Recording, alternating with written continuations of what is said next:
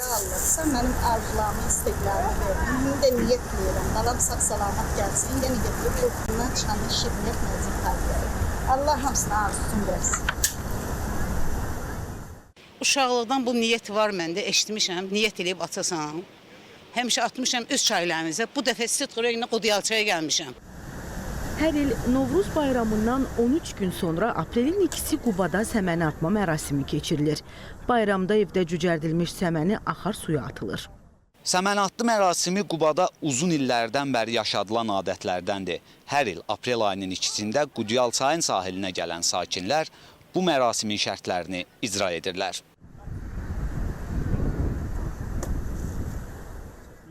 Burada məna odur ki, səməni bərəkətdir. Onu hər yerə atmaq olmaz. Ona görə də gəlib dilək dua eləyirik. Mən oğluma şəxsən toy istəyirəm. Gələn ildə Allah qoysa bir xonçana gələcəm yeni bura. Yenə də səmənimizi gətirib bura atacaq. Bunu arzu tutub atıram da, əlbəttə arzu tutub atıram. Uşaqlarım neçə ildir institutda oxuyurdu. İkisi həkimdir uşaqlarım, biri iqtisadiyyat elmlər doktorudur. Bu il indi əsl ürəklə gəlmişəm. İnandığım için olar da.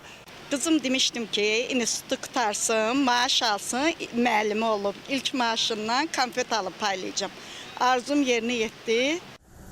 Qeyd edək ki, son illər Qudiyalçayın üzərindəki körpüdə səməni atdı mərasiminə ətraf rayonların sakinləri də gəlirlər.